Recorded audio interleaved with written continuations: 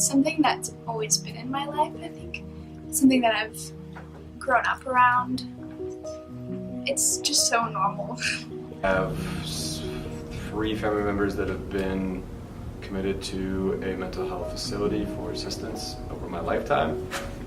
I feel as though one of my family members had been undiagnosed, and I feel like in the past it was seen as something that was not socially, what's the word? Acceptable, thank you. To admit that somebody needed help. So their whole life they have not been given that help. It's affected their well-being in society. Like, for instance, they cannot maintain a job. Their maturity level of emotional maturity is very low. And I think it's just creating problems for them. I have anxiety, depression, ADHD, and borderline personality disorder. I think that one of the things I was about mental health is it's like a daily, it depends on the day. It depends on the circumstances. It depends on how much I've worked out. It depends on how much I have eaten junk food. It depends on the relationships with the people in my life. And so I think that my relationship with mental health is that I know that there are ways that I can take good care of myself that will make it better. And if I let those things slip, sometimes it is not as good as it could be. I think I have a very interesting relationship with it. I know a lot of people, including most of my own family, that has mental illness. I myself have a mental illness, all of my friends. So it's just kind of always been there. It's affected everyone I know. It's affected me. I think it touches everyone, honestly. There are multiple resources available in cities more often than rural areas. Where I grew up, there was not that much or many things available, which is one reason why I think the person that I know or people I know were affected more often. Being a teacher, there are a lot of mental things you have to go through as a teacher to maintain your sanity, because it didn't say a lot of things that could be detrimental to your mental health sometimes. So utilizing mental health services, a quick call to somebody doesn't hurt. I've done that a couple times where I just need to talk and vent. Utilizing them can help you in many ways. It has affected me because I have missed school and a lot of my schoolwork for doctor's appointments and being in the hospital and having to go home because my anxiety attacks were too bad.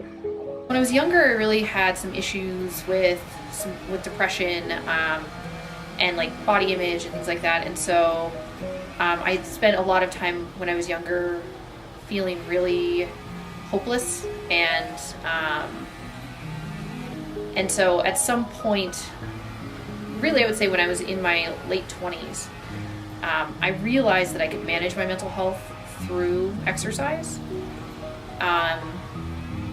and some other choices. I don't listen to sad music, I don't watch sad movies, I don't read sad books, and that there's ways that I can sort of control what I bring into my life and who I have relationships with. And so on some level, making choices that are good for me and healthy for me has made my current situation with mental health pretty good compared to when I was younger, because I really did struggle when I was younger. It's affected me pretty negatively. Being hospitalized, for example, that really took a big toll on me because I missed school, I missed being a normal person, and at the end of the day, I don't know if it truly helped me that much, and I still struggle.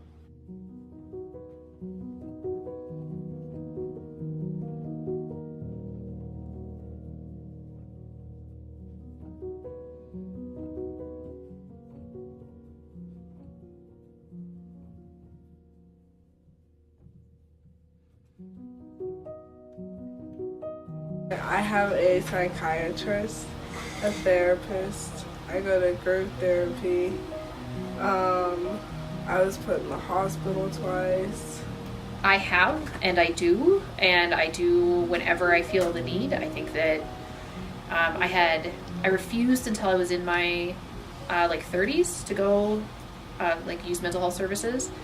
And I had a boyfriend one time who said basically, in this day and age, if I was sick, I would go to the doctor. and we have mental health services. And so if you're struggling, if you feel out of control, if you feel like you can't, like, that it's too much, that everything's too stressful, like, you'd go to the doctor if you're sick, so why don't you go talk to somebody? And so I would say in the past 5 years, yeah, I use mental health services whenever I sort of feel like I can't quite handle things on my own, and I just need a perspective. I don't like medications, but now I'm dependent on them.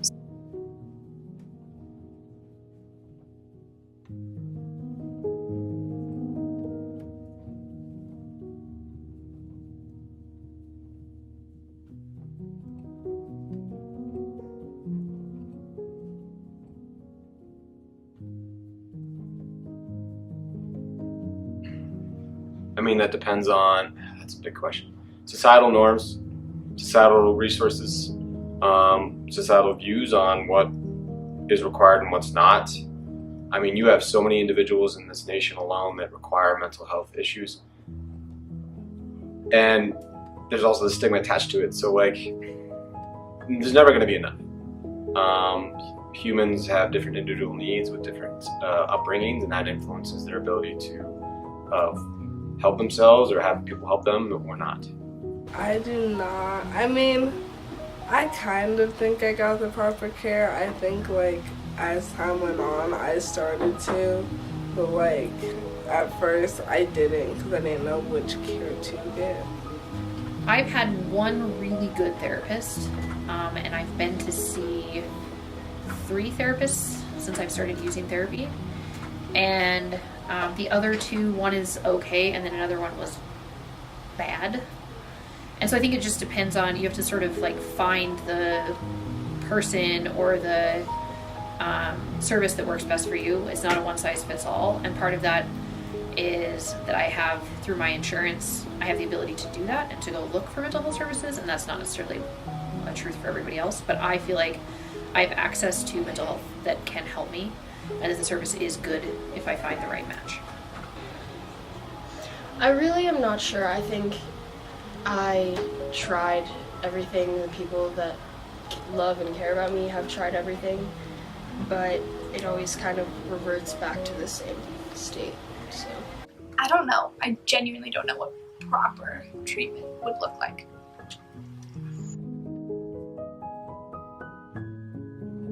No, because like I said, I have access because I have insurance. And other people, there's not enough. Like, I think our entire world is indicative that there are not enough mental health services, and that we don't take care of people's mental health. We think there's a stigma to going and getting services, and so we don't provide them. People will avoid going. And so I think that there's a major barrier for people being able to get what they need. Honestly, no, I think it was hard. I know a lot of people who feel like embarrassed to talk about it or don't know where to go to talk about it. For me, I think it was easier just because I've been involved with it so much, but for a lot of people, I think there needs to be more resources available. Yes, I think a lot of educators have been trained on who to contact and how quickly you should contact people. I'm confident in who I need to contact if somebody does need help. Now, when it comes to family, though, that is, a very sensitive subject because you know those people most of your life, and if you approach a subject in a way, they might seem as though you're attacking them, even though you're trying to help them. So, my advice would be to make sure that you understand what you're doing, and if you need more support, ask for more support as well. I do think there are enough care systems. I think there are a lot of them out there. I just don't think that people know which ones they need and which ones are good for them, so they don't know which ones to go to. I think there are a lot. I just don't know if people know about them, where they are, what they're called, the services they provide, the treatments they provide, and stuff like that. I don't think they're promoted enough.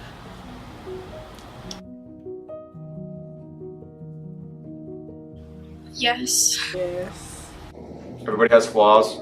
Everybody has positives and negatives. Everybody has improvements. Everybody has strengths. I just think honesty is a great way to go about how you present yourself to your friends and family. Everybody, nobody's perfect, and I like to call out my flaws a lot, and I think that helps people open up, be more vulnerable. And if they're more vulnerable with you, that means that they're more likely to share information that may help them come to a path where they need help or not. Oh yeah. I have lots of training around it. Like part of being a teacher and a foster parent is that I have to I do a youth and mental health first aid class.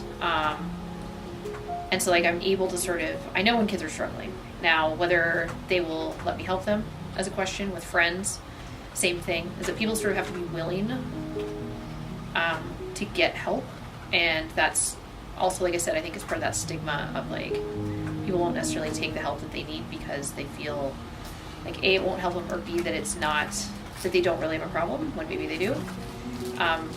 But yeah, I think I have a pretty good handle on the services to suggest and how to find services too for people who can't afford them.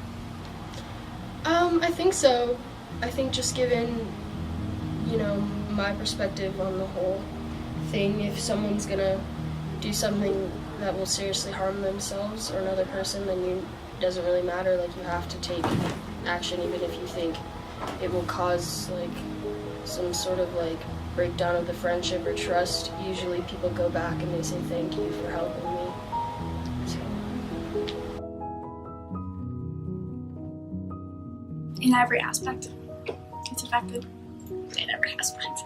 My family dynamic is really bad because of it, because they just don't know what to do. And they kind of baby me, or sometimes they really isolate me.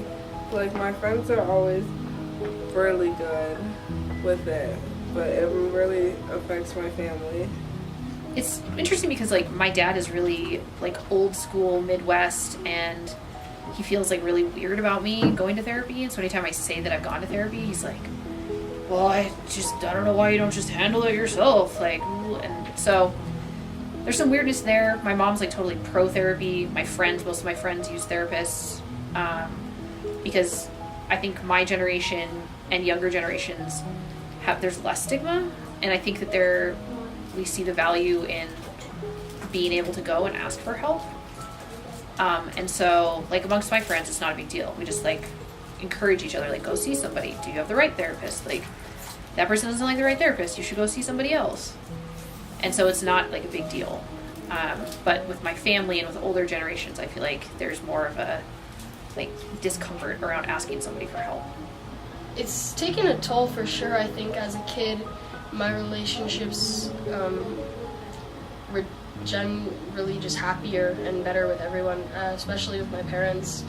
And right now, most of the problems that we have are together. I feel are my fault because of my diagnosis and whatnot.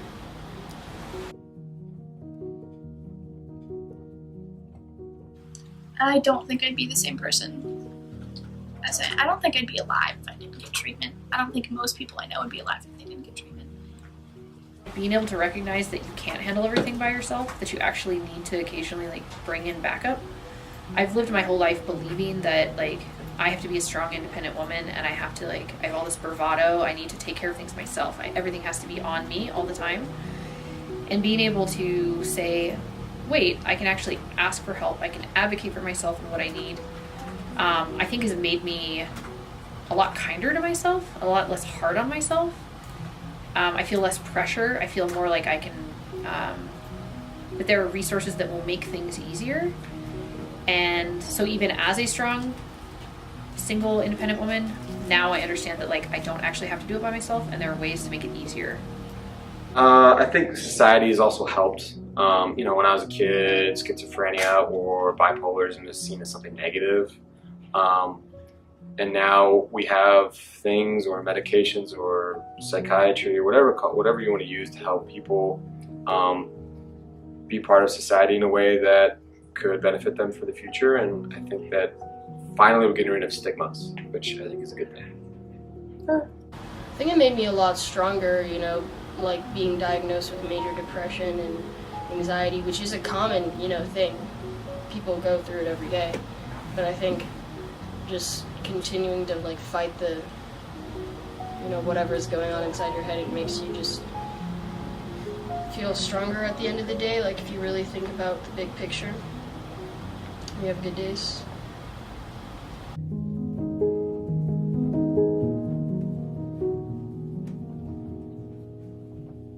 you.